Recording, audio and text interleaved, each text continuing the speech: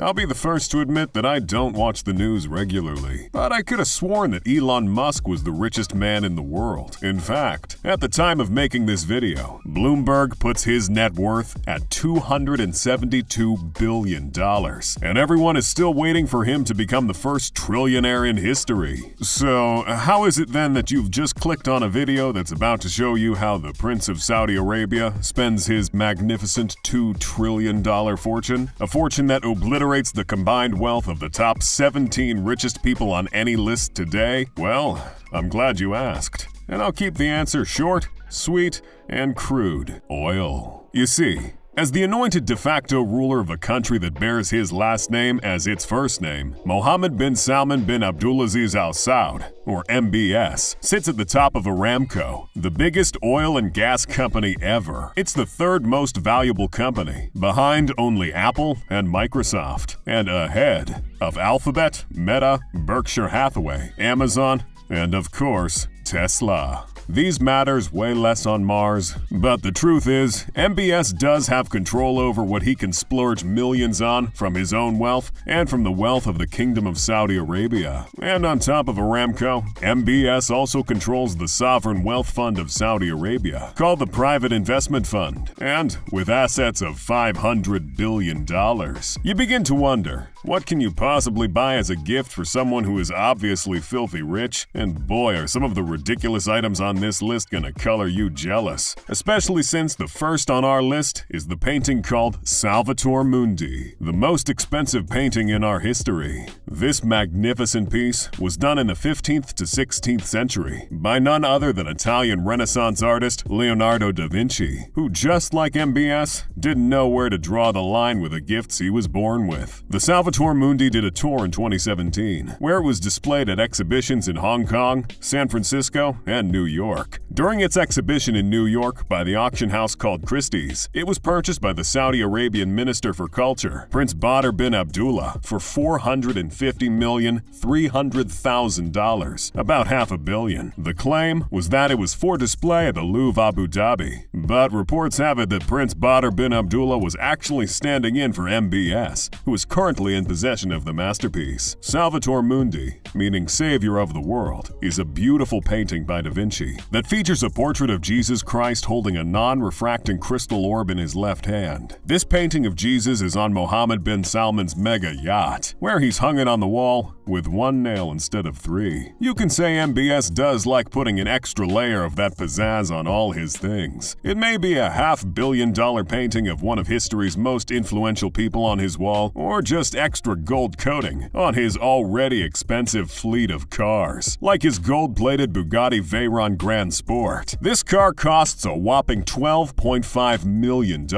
and the Grand Sport has been recognized as one of the fastest street-legal vehicles in the world, with a speed of 431 kilometers per hour and a 0 to 100 kilometers per hour acceleration in 2.5 seconds. That acceleration just about edges that of the Lamborghini Aventador SVJ, which goes from 0 to 100 kilometers per hour in 2.8 seconds. And spending on luxury vehicles goes from 0 to 100 in the blink of an eye, because he splurged almost $8 million to buy this Lamborghini and, of course, covered it in gold. In fact, he owns a Rolls-Royce Phantom drophead coupe, a Bentley Continental Flying Spur, a Rolls-Royce Phantom Coupe, a Range Rover, and a Mercedes G63 6x6 truck, for a grand total of $36 million.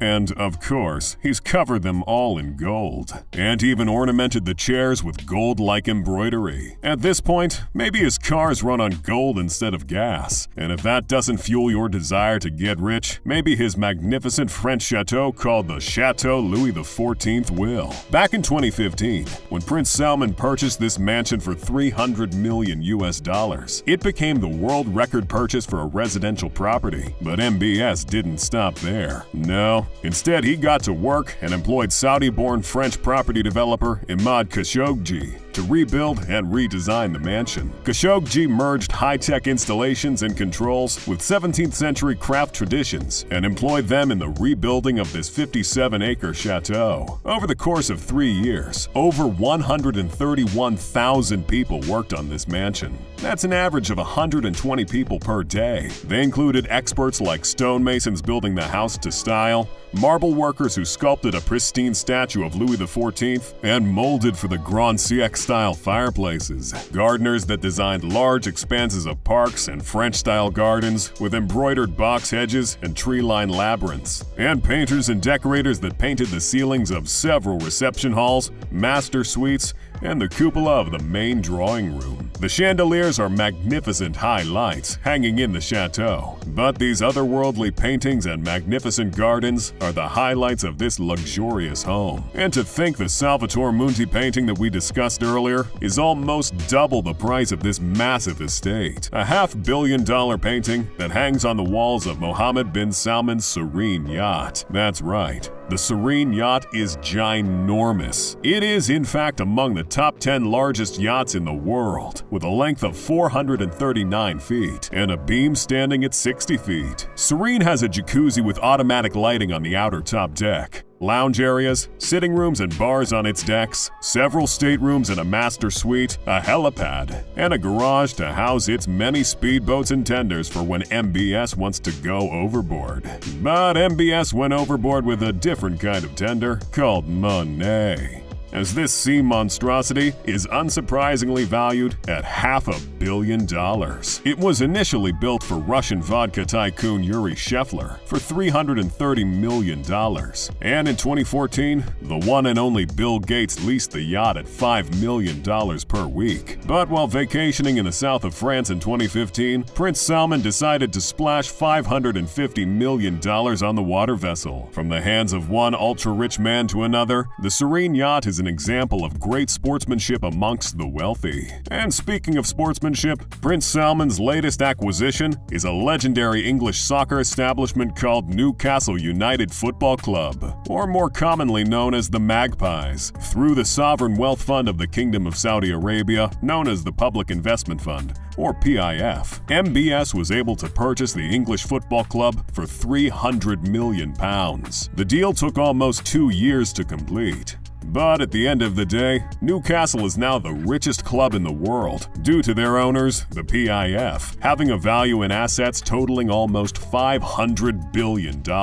An owner that also has numerous investments in big names like Disney, Uber, Facebook, Starbucks, and of course, everyone's favorite pharmaceutical company, Pfizer. For perspective, the second richest football club owner in the entirety of the most popular and most profitable sport in our history is Manchester City Football Club, whose owner, Sheikh Mansour, has a net worth of $20 billion.